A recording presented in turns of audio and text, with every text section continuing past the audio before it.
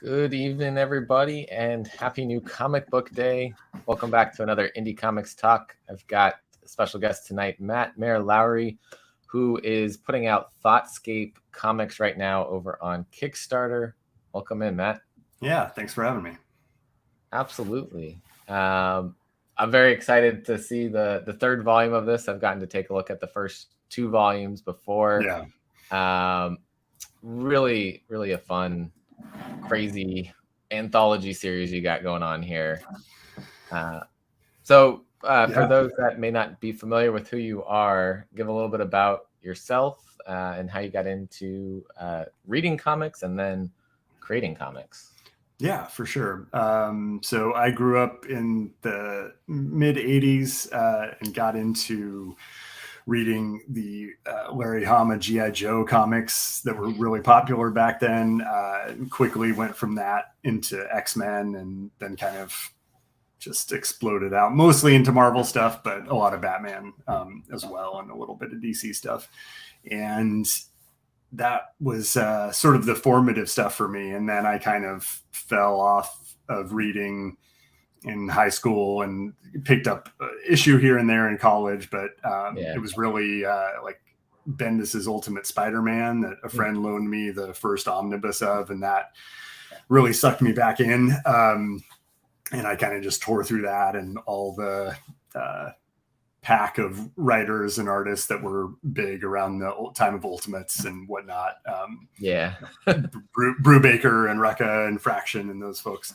And so I got really back into it. I dove in pretty hard at that point, and I was also approaching 40 and was feeling like if I was going to make a go of this sort of lifelong hobby I'd had of writing, but never really doing anything with it, that now was the time to make it happen or try to make it happen. Yeah. And so I kind of just studied up on a few different fronts. I was kind of interested in TV writing and stuff at the time too.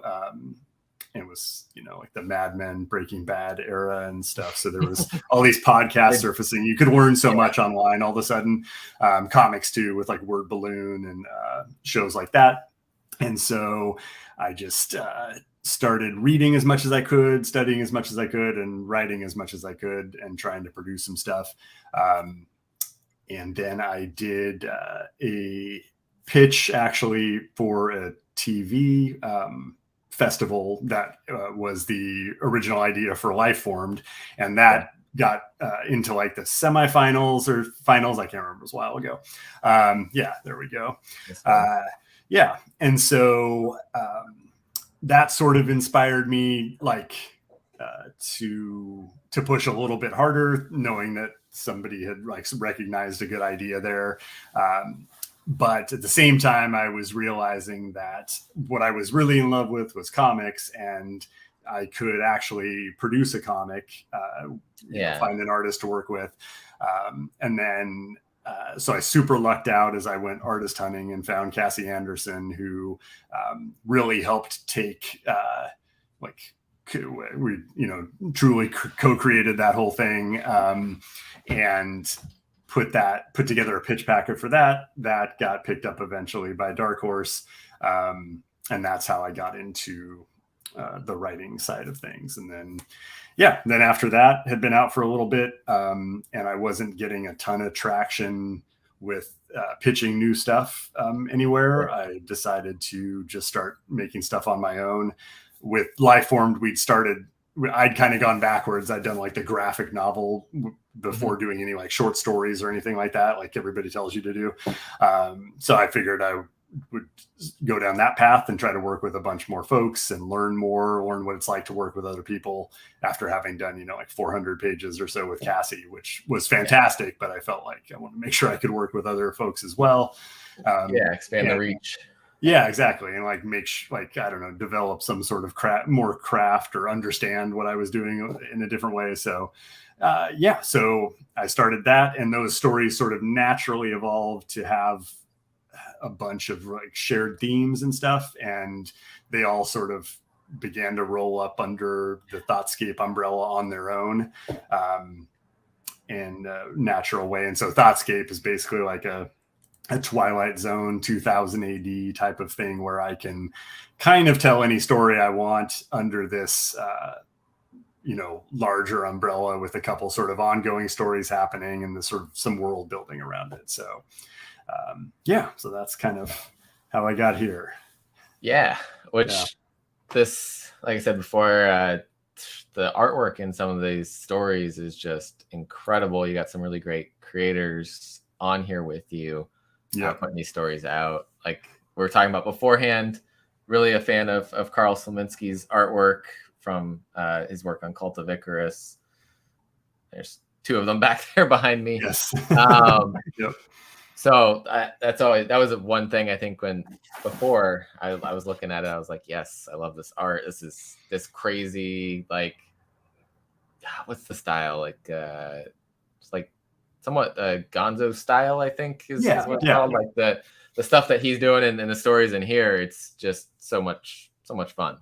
Yeah, totally. And it was important for me, I guess, like trying to work not only with other artists just for the sake of that, but also for offering like a wide variety of aesthetic within the stories themselves. So yeah, I mean, when you open up an issue of this, you're getting like 4 really distinctive artists at least. And no matter who's involved, like it's really running the gamut between sort of Carl's Gonzo approach. Dave Law does our other, so Carl does one of our ongoing stories. Dave Law does our other one. Dave's got a real there's a Dave page. A really classic comics as far as pencils and inks go, and then does like this watercolor Photoshop thing that's super great, like lovely to look at. And Dave can get Gonzo as well. I see some of that classic style influences with like the it's not showing up. My mouse isn't showing up, but I was trying to highlight like the more like dotted color texture. Yes, he's got going on there. Yeah, like the screen tone type of stuff. And so it's like a real like mixture of things. And then I've done a couple stories with Tyrell Cannon, who in the stories that we've worked on, we've gone with like this sort of black and white screen tone approach.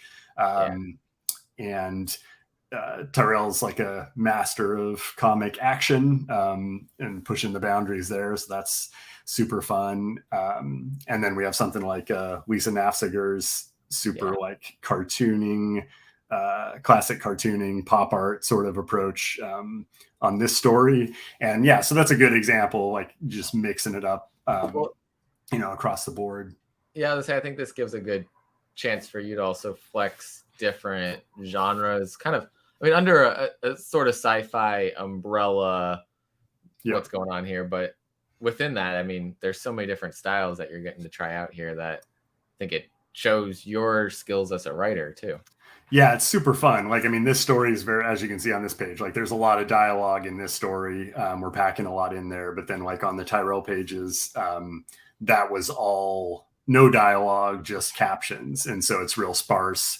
Kerboom. Yeah. And then like in the third issue, we've got basically like a silent 12-page story that's pretty fun. So yeah, it's fun to like really like push things. And then like this is Carl again doing ex post facto, our sort of like fever dream Gonzo business, which at this point I just basically like try to come up with cool, crazy stuff I want to see Carl draw and put that. It's like figure out how to get that in the script. Fever dream is the right way to like. I didn't know how to describe this story before, but that's it. That's like sometimes I'm like, what is going on in here? It's excellent, but you're like you're going through a fever dream, and sometimes in those fever dreams you're like, well, what's that? What's over there? Yeah, exactly. And that's what it felt like reading some of the stuff that you guys did in this, and I love that. Nice. Yeah, it's fun. I mean, I feel like especially these days, there's so much like I hate using the word, but like there's so much content being generated, right? And it's like kind of using the same tropes and things over and over again. So like if you're going to go to the trouble of and the like whatever it's good trouble, but the trouble and expense and just strain of making comics, which is not easy, you may as well do something that is, you know, as uniquely you and your co-creators as possible. And yeah, we certainly do that with this story of foam. So yes. Yeah. And so I know you're trying to get the chance to work with different creators. Is there anything like interesting about how you met some of them that got this to happen, or was it through doing Lifeformed in the past that really made those connections and made these kind of things happen? I think they're all somewhat different. So like Carl, I was writing what became the script for the first issue of this story, kind of just like as a journal of ranting in 2020 when things were just bonkers.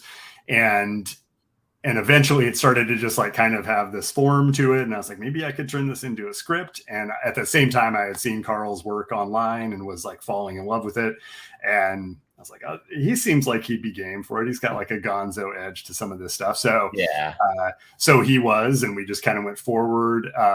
Dave, I met at, I think the first con that I did with Lifeformed, with Cassie and I think we're either down tables from them or across the aisle from him at Rose City out here in Portland. And we kind of hit it off talking about like, I think like Rick Remender and a bunch of other stuff at the time. And so we eventually like hung out a couple times after cons, got to know each other that way a little bit. And just, we both are like runners, and he's a good musician and I'm a hack musician. So we had a lot to talk about. So we messaged back and forth a lot. So that was pretty organic. And then Lisa is actually one of Cassie's best friends. So I met her before, as Cassie and I were working on Lifeformed at a con. She came out and was tabling with Cassie once. So I met her there and reached out. So yeah, there's a lot of just online, like cold outreach. There's also just like meeting folks at shows and stuff. So yeah. And I asked that for, you know, if anybody watching's an aspiring writer and, you know, looking to see how do you make so many connections? Because there's so many great, unique art styles in here that they may be looking. How do you do that? How did you get all of these awesome creators of different styles to come onto this anthology? Yeah. Well, I mean, I'm sure, you know, Lifeform certainly like the people that read Lifeform, there weren't many, but the ones that did liked it a lot. So that was definitely helpful. And also there's a lot of like, you don't see several contacts and like false starts on stories that didn't work out. That's definitely there. So a lot of it is you just have to like sort of persevere. And like, if you want to get it made, you go for one person. If they don't go for it, then you move on. And yeah, but I think like, especially, and I mean, one good thing about when you work with good people is that like those, especially like I'm fairly new to comics, even though it feels like not now, but to me, but you know, a lot of folks have been doing this that are my age, especially, or even younger, have been doing it for like 20 years. So a lot of people know each other. And so once you start making connections, and, you know, try to make them like organically and not be weird and just be, you know, be upfront, be ready to pay page rates and all that kind of jazz. But, you know, once you start making those connections, things start to like sort of not take care of themselves, but it's a little bit easier to, you know, reach out to somebody who you might feel is would be a tough get or something. And then you also just never know, like somebody might have had a project that fell through, and maybe, you know, like taking the chance never hurts as long as you do it in a, you know, a socially responsible way, I guess. You know, there's no harm in asking, right? All anybody can say is no, right? So even from like the podcasting side of things, doing the interviews on the channel, it seems like the same kind of thing in a way of like, we've made some connections talking to people at cons, and then some of them know people, or Twitter interactions that like we've had like different weird random things. And then it's like, hey, let's talk. And then it's like, oh yeah. I've seen you. I've seen you've had these guests on. I've seen, you know, all these kinds of things, and or like we had Michael Diolinis on recently, and it was just like, he's like, oh, I've seen you guys posting about my art and how much you love it, and I'd love to talk to you guys. It's not like trying to get in to talk to him, to talk to somebody else. Like, no, I want to talk to you and about your art. Yeah. Totally. So yeah, I mean, those genuine connections and such, I think, shine through on all things comics related. Yeah. And I started going to cons, and it's like, oh, hey, I know you from Twitter. Or like, I had a guy come up to me at the con recently. He's like, you're the indie comics guy. And I was like, me? you know me from? And he's like, yeah, I watch your show all the time. And I was like, so if you're watching, hey. That's super cool. But yeah, it was just like one of those moments. I was like, I never expected people to know who I was. I don't want that. Right. But it's cool. It's a cool thing too, to get those connections. Yeah, no, I mean, once you start doing the work, I think, like, do the work, put the stuff out, you know, like, expect it to be incremental, and you know, but do a little bit every day, and eventually you'll end up somewhere. So yeah, and that's why, like we were talking before, I was glad you reached out when you did to set up interviews, because I've had so many trying to set up interviews for like January and February. There's a lot of things going on right now. I was like, perfect, I'm ready to talk with you. We've got this set up. I love the anthology series you've got going on here. I haven't gotten to read all of Lifeformed, like we were talking about, just the issue 1, but love that. I love where that story looks like it's going to be going, and I'm backing to get the full story on here. Nice. I also waited to get it because I knew I could back it through here and, you know, put a little bit more support into the campaign to help kind of keep it going.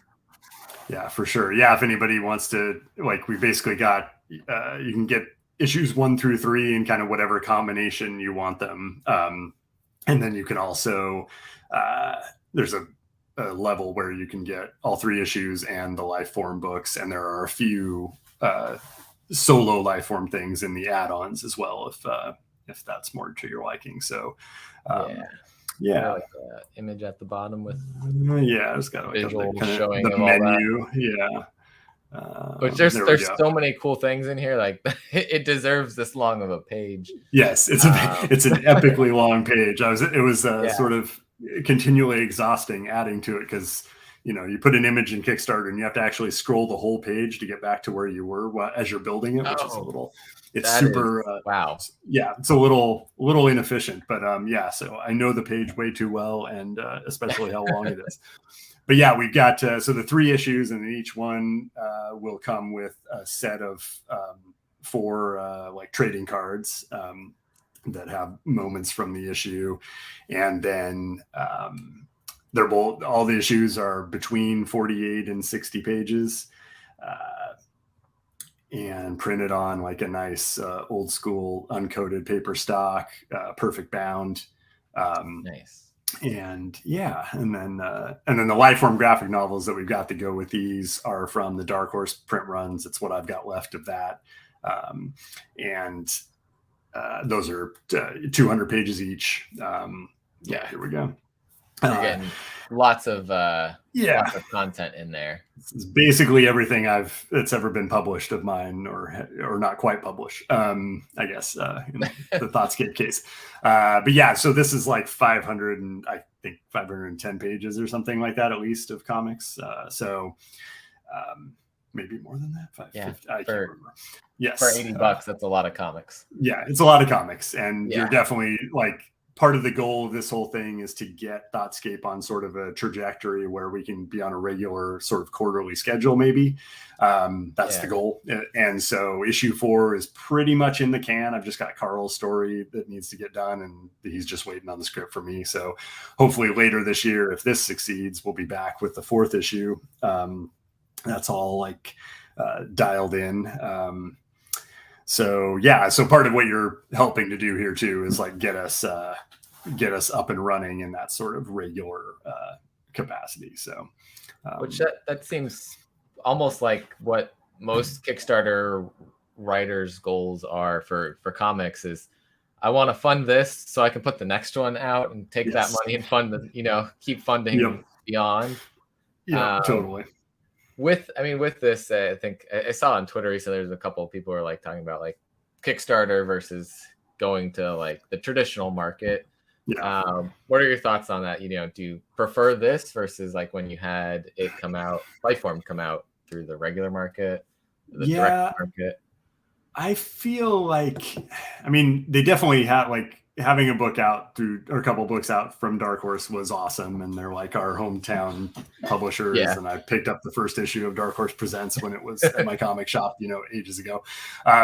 So that was super cool. But I would say like in the current moment, the potential for you to like recoup some of your costs, to reach a broader audience and to really like be able to have control over everything, if that's what you want, is what Kickstarter allows in that, or what a crowdfunding allows in that way, is so much greater than what you would get in the indie comics realm. And it's like, it's great to be on the shelves in a store because somebody just puts you there, but it's also, it's not an instant ticket to any kind of like guaranteed success or getting a book at Marvel or anything like that.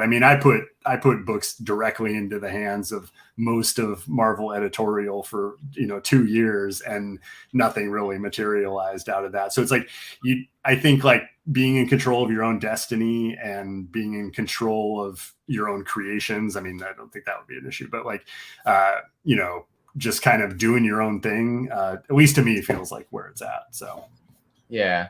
I would say I think I saw even like Liam Sharp, who's widely like great artist, great storyteller.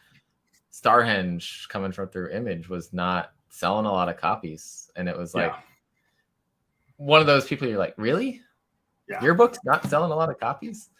And he was openly talking about it on Twitter, and that's why bring it up. It's not like it was a hidden thing. He's like just like saying how much that that direct market may not even be getting the creator back a lot. And so I feel like the way forward probably will be a lot of people going to kickstarting their book and then pitching it to the market and saying, this is it, how it is. Take it or leave it. If you want to publish it, great. If not, I did my thing. I'm happy. We can go from there.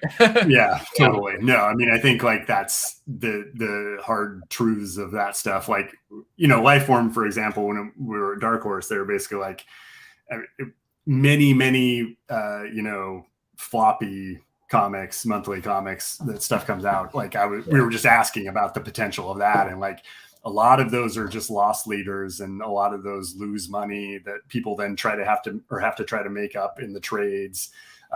It's rough. And I think like I guess I wouldn't trade. Like I like to be able to control like what paper I'm printing on. I like to know what's happening with my book, which is sometimes tough in comics. And so just being in charge, while like I don't love being on social media just trying to sell all the time. It's exhausting, and I'd much rather be writing. But if you can kind of figure out a thing where you can, work in cycles or something and just plan for doing these more businessy things every once in a while, so you can really pull off what you want to do, I think that's the way to go. Oh yeah. I see creators that are like, as soon as one campaign ends, they're back on another campaign, and they're always going. But like, there's a lot more that do that, where it's like, here's a campaign, here's a little break, here's a campaign. I can, kind of keep it on and off and get a little break in between. Which I think definitely good to have a balance. Yeah, totally. I definitely admire anyone who can pull off, like 6 in a year or some of the crazy stuff I've seen, but like, wow, it's it's exhausting. Yeah, exactly. It's admirable. Incredible. I just don't know if I don't know if I could do it. Right. I don't know how some of those creators do it, but it's awesome. And some of them are then on top of that doing stuff on direct market, and they're here and they're there. I'm like, I guess, I mean, that's probably, you don't have another job going on at the same time. You're focused on just comics, which, hey, that's awesome. I love it. But a lot of creators are doing other things in addition, and kind of doing comics because they love comics. Yes. Which, that's why we're all here. We all love comics. We like talking about comics. We like checking out cool comics. So, if you guys are watching, haven't gone over to the page yet, go check it out. I got a link in the description. I'm gonna drop a link in the chat as well for you guys. Cool. Yeah. And so later, when people are rewatching this, they can check out the link in the description there. But yeah, I've read the first 2 volumes. It's awesome. I don't remember my exact quote, but it's popped up on Twitter a few times. Yes. I appreciate your quote. Yeah. Review on the website that's linked down below, youpromisedmecomics.com, for people to check it out if they want to kind of take a look in there. I know you've got a lot of people from the industry that have given you some cool quotes as well. Yeah. What was that like, kind of reaching out for those to see what these kind of people in the industry that you may be close with, maybe more familiar with? Or I'm familiar with some of them just from being online. Some of them I know from shows. Eric Palicki and I have never managed to cross paths at a show, but I had dropped him some Lifeformed books. I just put some Lifeformed books on his chair at his table one day when he was not there. So I think we connected after that. And then Zach Kaplan, I've met at my first show here in at Rose City again. And it was, everybody's pretty, the cool part about making comics is everybody's pretty supportive generally. And so, not too dissimilar to the finding creators to work with, right? It's like just try to just be, or you're trying to make genuine connections and like get out there with stuff, and also be like, make sure you're supporting other people's work, and that is always nice. Got a quote on this. I missed that one. That was pretty great. So, but great creator. Yeah. Yes. I was scrolling the wrong thing. You mentioned earlier, you're thinking about like doing movies or TV shows, kind of pitching through that. And I know comic art has a cost associated with it. Mm-hmm. But I've heard other people who also kind of started down that same path. They're saying that the TV side of things would actually probably be a higher cost to kind of jump in and start creating on that side. Yeah, I think for me, it was like when I realized like where my heart really was, it was in comics. And the more I was, the more I was starting to look at comics as a creator and not as a fan, the more I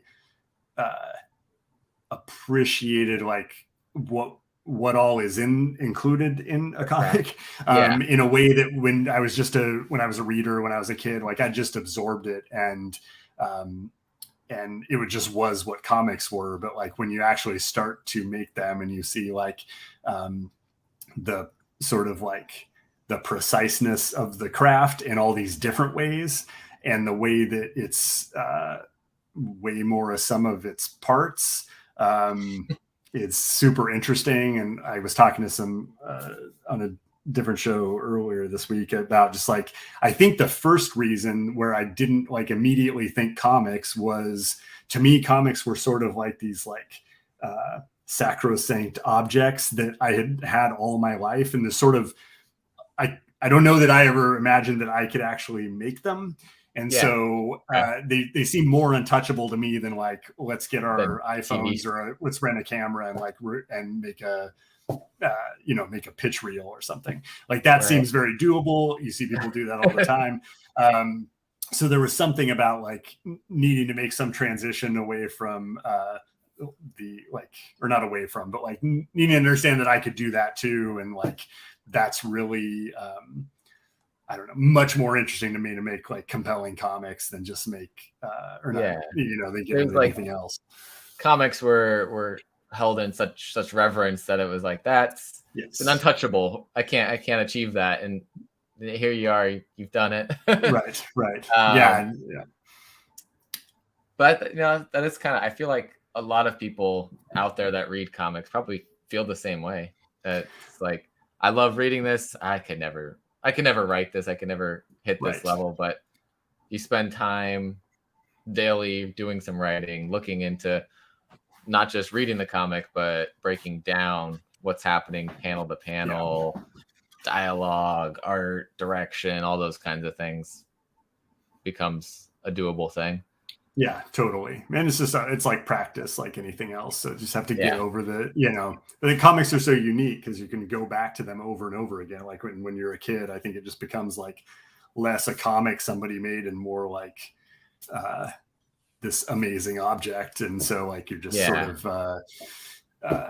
So yeah, I think that it's achievable. And then, or it's achievable to make them. And then hopefully you're touching some goodness there.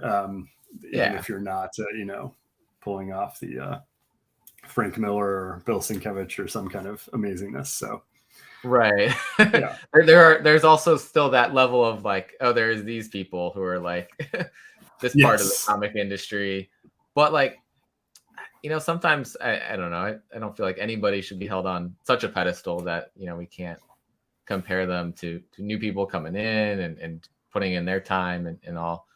But I think also like one thing I've started doing recently is being able to like kind of notice things that's like, if I was just reading this like I used to be reading, I've never caught that sort of thing, that extra thing that the creators may put in there for people that are kind of doing that extra read into the comics. I think knowing that you've done that, it kind of tells us a little bit about your writing style and things that are in your comics there.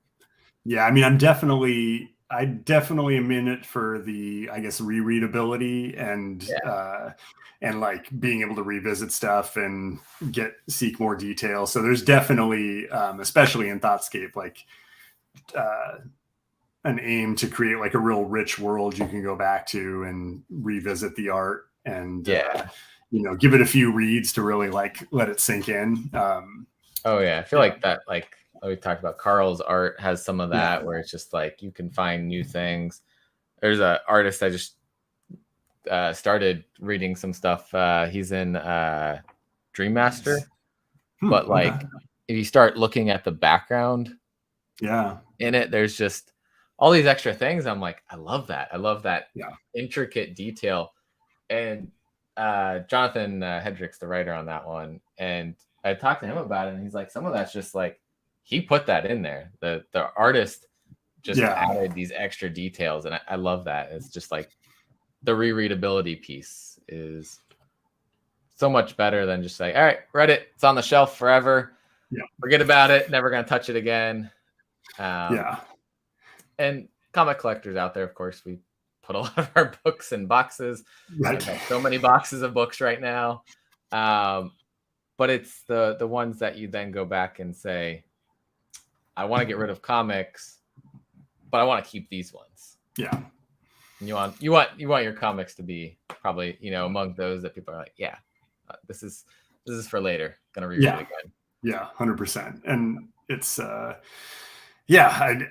I kept thinking about too, just that like there's so much stuff coming at us these days that like it's and you read like a 6 or 8 or 12 page story in Thoughtscape, and then the next one might come out if we're lucky eventually 3 months later or something. So I wanted to have it be something where like if you were like, oh, I'm gonna reread the first issue to just kind of like refresh myself a little bit, and then like you'd find some new stuff to go back to as well, but it would be like in chunks that were easily digestible, so you could do that.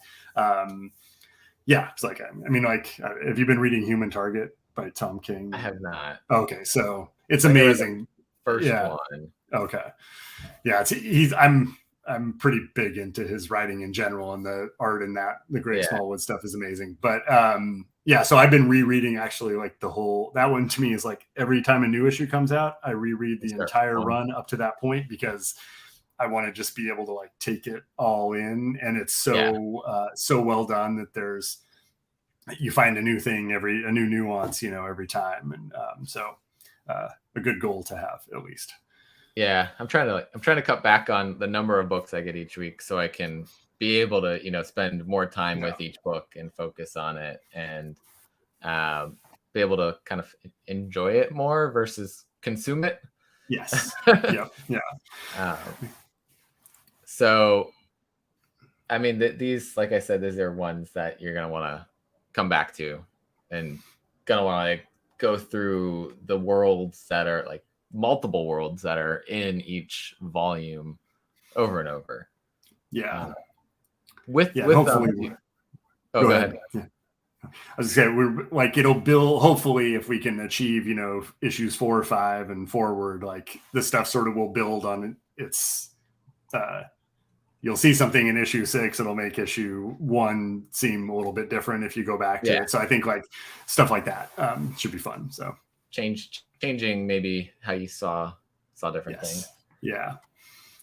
So with these, I know, because you're going to have kind of a pretty decent length story by the end. Would you ever think about taking them now that they've been completed and published the way that you want, to like a 1 shot or 2 issues with another publisher in the direct market? I mean, I would do that if I kind of have some plan. I mean, every comic creator has like their big plans, right? For their universe plans. Or whatever. Yeah, their big secret plans. Mine, I guess not so secret, but to myself. But yeah, like it. I mean, I would love to be able to do like follow the path of some folks that are on Kickstarter. Tyler that runs Comics Launch. I don't know if you're familiar with him, but they do. Maybe not. Comics Tribe, is that his? Oh, Comics Tribe. Yeah. Comics Tribe. Yeah. Okay, so like to be able to like actually become sort of like to have a bunch of Thoughtscape projects going would be amazing. Yeah. So I've thought about collecting. The ongoing stories or something in a collection at some point, or like maybe the ongoing series become just standalone series and sort of leave the main book. But yeah, obviously that's very pie in the sky. Maybe we could get there, but I mean, I guess my feeling on publishers at this point is if somebody came and like wanted to work with me on it, sure. I don't know that I'm in danger of that happening. But yeah, I like going out and seeking it. I guess just based on my experience so far, I don't see enough of the upside. Or I don't see enough upside to that to make it something I would really like spend time pursuing. So makes sense. Yeah.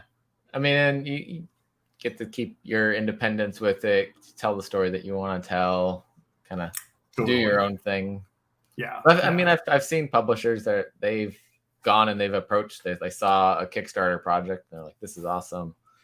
Can we put this out? Yeah, totally. Yeah. I mean, one of Carl's books is, I think Scout picked it up that way. I don't think it's come out yet, but the YA thing that he did, Evermore Falls, I think is, I think Scout picked that one up. So it's definitely happening. And I mean, if that's, not everybody like grooves on the same stuff. And so like, I do web design and stuff for my day job, and I've been designing pages and stuff for 25 or 30 years now. Too long. And so it's all very second nature to me. And I don't mind like putting promo stuff together and doing that sort of work and like deciding on paper stock and all that stuff. Like that's all great to me. That's not everybody's jam. So it's totally understandable that folks want to like have a hand. You're like, this is easy. This the hard part's the getting the rest of it together and doing that side of things. Yeah. Awesome. So, and then we've talked about a lot of with Thoughtscape. What is like the 30-second thing of what Lifeformed is, in case anybody wants to check that out as part of the campaign? Yeah, totally. So Lifeformed is the story of Cleo, who's a young girl whose dad is killed in an alien invasion, and a shape-shifting rebel alien takes his place. And the two of them team up and sort of fight back against the invaders while the alien rebel dad is learning to be human, and Cleo is sort of in a coming of age story arc. So there's 2 volumes of that are available in limited quantity in the Thoughtscape Kickstarter. Each of those is 200 pages. The first one, tells the story of them meeting and their initial adventure, and the second one is after they've been sort of at the fight for a while. They're sort of in a little more father-daughter sort of dynamic, and tensions rise and cause some rifts and stuff, and they have to deal with that. So sort of like a action adventure, as you can see here, sort of like action adventure vein of sci-fi. Lovely art by Cassie Anderson, who co-created the series with me. And so it's a lot of fun. I think Cleo is a fun, engaging character. There's other characters as well that in some other side plots in the story that are a lot of fun. And I do hope at some point. So we did the 2 volumes. I always imagined it as like an ongoing thing. So I definitely hope I can get back to it at some point. Before too much time has passed. But and if anybody wants original art, we've been talking up Carl and Dave. Carl and Dave are both doing commissions. These are available in the add-on section after you select your initial pledge. So Carl and Dave have the black and white commissions. Jeremy Brooks has some color commissions. All super cool. I love that Negative Man, especially. It's a great Wolverine, and and then I did some posters. So issue 3 ended up being this really sort of like pop art vibe to me, where just tons of bright colors and stuff. So I tried to do like just some fun posters that are sort of just movie influenced or old school 80s comic promo posters, like for The Question and all this Vertigo series and stuff. So and those all either those are going to be just on like a real like promo poster paper stock, so you can either get those shipped flat to you, or I'll fold them up and just put them with your comics. Different pricing for each, obviously, for each approach. But that's a 4-pack. So there's a bunch of fun stuff. And then we've also got books from I've got sort of like a Thoughtscape advisory council that includes the folks from Tenebrous Press, who are a recent but really kicking ass horror imprint. So these are 3 mostly prose, a little bit of comics, anthologies that they put together and have kickstarted. And you can add these on to your Thoughtscape stuff, and they're super great. Then Tyrell Cannon did speculative relationships a while ago. This is an anthology that he kickstarted and put together, and so we've got that as well as an add-on. And then what do we got below that guy? Corridor. Yep. So another Kickstarter project, the first issue of this sort of prose comics horror magazine that is very cool, nice oversized product that's super fun to read, and 96 pages, really big. And then David Campo and Chris Anderson just got Spectral, their horror anthology, where they just do the whole thing. So it's all sort of similar to Thoughtscape. David writes it all, and but then Chris does all the art. And I think David just went to LA to do some signings and stuff for that, because the print run just came in. So so you can tack all that stuff on and really have a ton of stuff to read. That would take me all year to read all that stuff, probably. Get everything. So just get in there, get everything, and we can make it happen. But yeah, and then if folks can watch the video where I flip through the first issue and sort of see how it looks and stuff. But yeah, so safely packed. Yes, I've already got a bunch of Gemini mailers because I wanted to test them out. So we're should be good to go there. Nice. Yeah. So yeah, anybody who's Black Mirror, Twilight Zone, 2000 AD, Dark Horse Presents, Alien, all that jazz. Yeah, there you go. That looks familiar.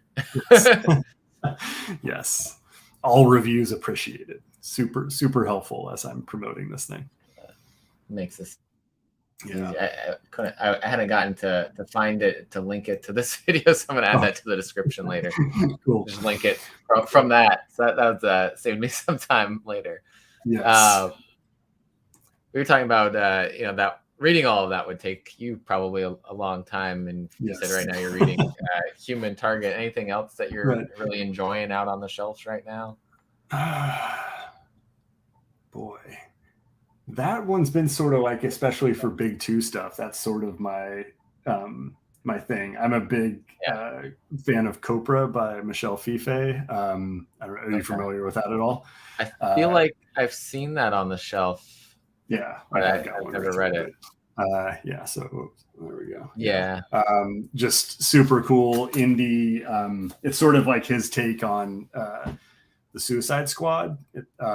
Sort of if Black Hammer was Lemire's take on the Justice League, it's Copra's a little bit like that for the Suicide Squad, but in his amazing indie comic style, where it's like half Love and Rockets, half 80s action comic, sort of blended together.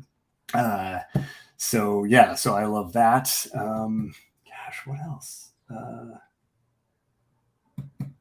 I'm looking around my room here. I've been trying to pick up, some indie stuff. I saw that Jim Rugg is doing a new Street Angel book. I don't know if anybody's not familiar with Street Angel, they should definitely check that out. It's he can draw anything in any style, and he kind of does that in Street Angel. Like each story is like, some are really sketchy manga-esque, some are like super detailed, and I don't know, like a really dense 80s, comics style inking, that kind of thing.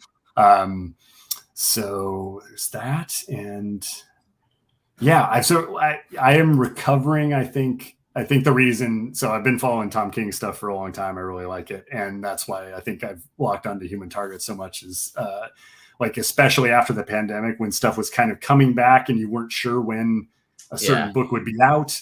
Like, I lost track of a bunch of stuff that I was reading. So it's like trying to figure out, what was I, 3 years ago before my brain got fried. What was I into? Yeah. I wouldn't know what I'm reading if I didn't have like a sticky note with all of them on my computer. And I have to, like, every time I send an update email to my shop, I'm like, all right, got to change the list, make sure so that I'm not surprised. Like, oh, what's this series? What is this one again?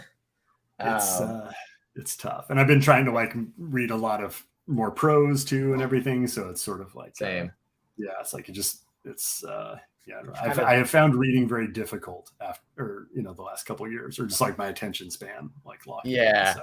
I've kind of given myself, I have these, let's see if we can get over there. The bottom shelves there on those two bookshelves. Yeah. It's set up so there's like a graphic novel, maybe a manga, and then a novel. Then like just going through. So I can like just go from left to right and try to just start knocking stuff out. And then there's the weekly stuff that's coming out still. But like, these are things I want to start or have been in my to be read pile for 3-4 years, and I've never looked at them. Yeah, that's I might have to steal that strategy. I think like half of it is, I've been trying to come up with this week, because I want this year to be better for my movie watching, like a way to just decide what tonight is. So like, rather than flipping through everything, which takes so long, and then like I just fall asleep. Predetermined. Predetermined, like get a list. So that's a great idea. Just line everything up and just go down the line. Because there's so much stuff. I have ambitious reading goals this year. That's good. Yeah. And I still have like 2 shelves of graphic novels that are also on the TBR pile. So plus Nice. a couple like larger things. Just it'll happen eventually. It'll happen eventually. Oh yeah, totally. I do have. Have you read the Darwin Cook's Parker stuff? I have not. Okay, it's really good, and they've got these like really big editions that they like oversized editions. So it's Parker's a crime series from the 60s, mostly 60s and 70s, and before he, before Darwin died, he was working on it. They've released some of it, and so they did a second big oversize that Ed Brubaker sort of was in charge of putting together. And so I am working on that. But like, there's so much stuff that I love that, and I had put it somewhere and I just kind of forgot about it because I had so much other stuff on my, I'm just like, oh yeah, I need to pick that back up again because that's amazing. So yeah. Yeah, that's probably like hidden in those shelves is something that I really, really wanted to read right away. And I shelved it, and we'll see what happens there. Yeah, for sure. It's a challenge. We'll tackle our TBR piles this year, I swear. Yes. Get it done. With writing, do you feel like it's harder to find the time to read? Yeah, I think it's I guess like the last couple of years, it feels like finding the balances is tough, and it seems like it's harder to stick with it. Like I do because I do have a day job, so like I get up early, I write, and then I work. I have an intermittent, or I have like a variable workload, and then like I try to like do some music stuff or exercise, or read. But I mean, like I've got like 5 things I want to do at the end of the day, and it's like, which one do I pick? And like a lot of times, I feel that reading is not the easiest.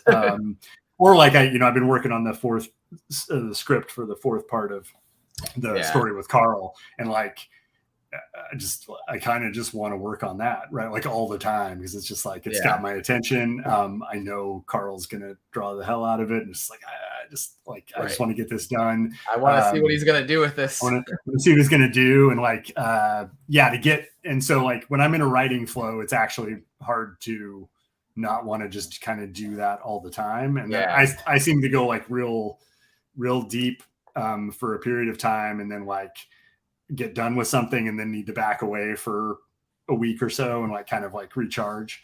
No, reading's great. I love to knock out a couple books in a weekend or something if that's possible, but it's just tough. Something else pops up usually. Yeah, totally. Is there do you find inspiration from, like you said, you take a little bit of a break? Do you find inspiration then from some of the books you're reading, whether it be graphic novels, or like TV show influences? Totally. I mean, I read a lot of Philip K. Dick over the last couple years. Before that, I read like a lot of Jeff Vandermeer stuff, the guy that wrote Annihilation.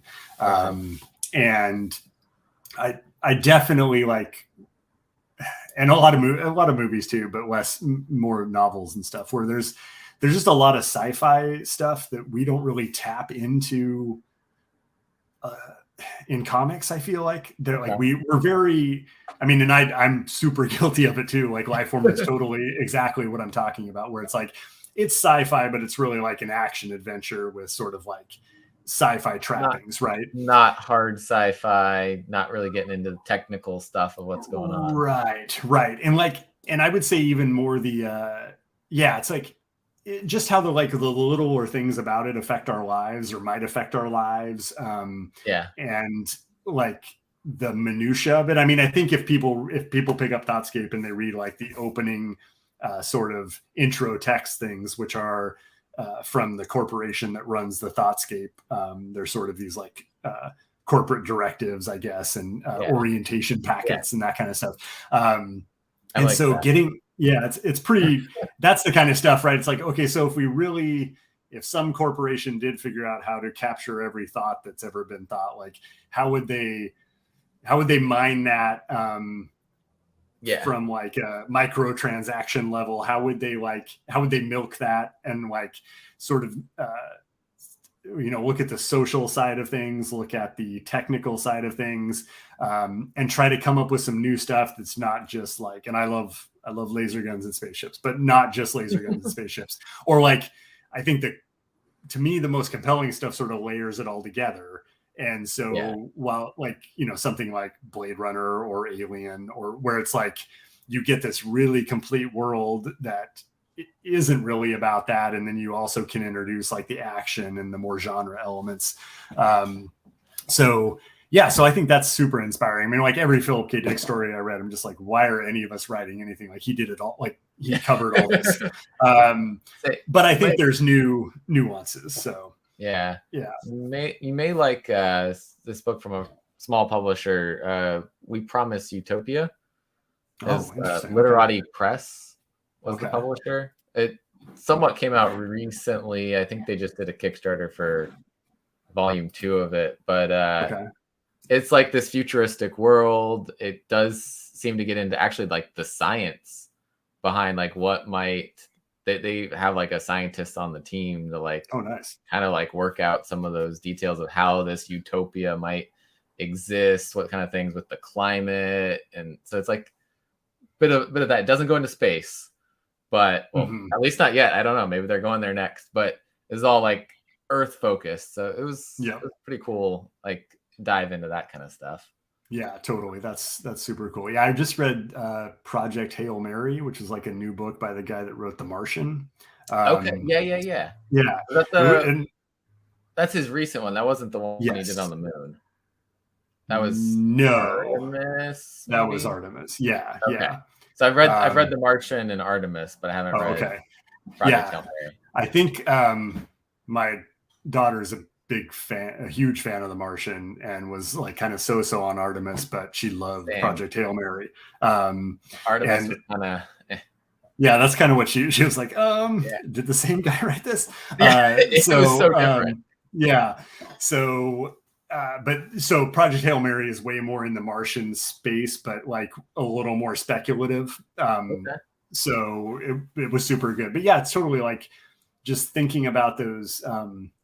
Thinking about the little things that we don't always like, include in our comics and stuff to a level of detail. I mean, I think some people, I think it's starting to happen more and more as we get more indie books, but I think it's probably stuff that's like often behind the scenes. Yes. And they're like, oh, this is like, they got this like 10-page thing of like what's happening in the world. Yes. And then none of it goes into the comic.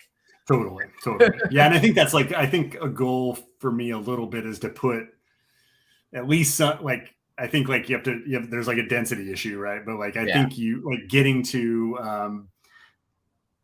into some of that, like where you could put it in a short story, have it really inform a short story without being too like bogged down in detail. I think is cool. In your format, you have that free reign to kind of, you could even put like a short like prose thing into it to explain what's happening in that world. You're reading my mind about future plans.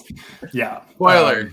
Spoilers. For But and then movies, like I love movies. I'm always thinking about like what would this be in Thoughtscape? What would David Lynch be in the Thoughtscape? What would The Long Goodbye be in the Thoughtscape?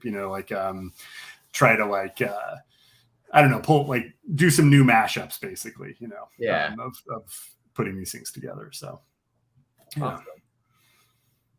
Where can people find you to follow along with everything? Yeah, so I am Matt ML Mair Lowery, PDX, like the Portland airport, on Twitter and Instagram. They can just go to thoughtscapecomics.com and get to everything. The Kickstarter is thoughtscape2023.com. And let's see, I've started Thoughtscape accounts on Twitter and Facebook and stuff, but there's not a ton there yet. But yeah, if you follow me on Instagram, I'm pretty prolific on there, I guess. And then you don't have to go on Twitter, but if you're on Twitter, I'm there. I guess I don't really rant anymore, so it's mostly just comics. It's just mostly comics. Mostly comics promo and me retweeting art. I think is cool. So yeah. Well, awesome. Anything else you want to plug before we wrap up? No, I think like if folks are up for backing the campaign or at least checking it out or even sharing it, it's definitely a challenge right now to rise above the noise and the algorithm. So as many shares as or just fresh, grab an image and tweet it out. Much appreciated. And and thanks so much for having me on. Always is retweet, repost, all of that. If you can't afford to back a project, you don't have money right now, I think that goes a long way for creators and getting the views over to the project. Totally. Yeah. It's super helpful. We, especially when social media is like, I don't know, it feels like a plane that you're not sure if it's going to stay in the air for very long. Just the more help we can get, the better, because a lot of people, even big name people that I talk to, it's just like, nobody's sure what's going on, and spreading the word is real tough. So yeah, absolutely. But thanks for coming on. Thanks for having me. Absolutely. Yeah. And thanks everyone who's been watching this on the replay. Go check out Thoughtscape Comics over on Kickstarter, thoughtscapecomics.com, thoughtscape2023.com, and go check it out. Have a nice night, everybody. Thanks.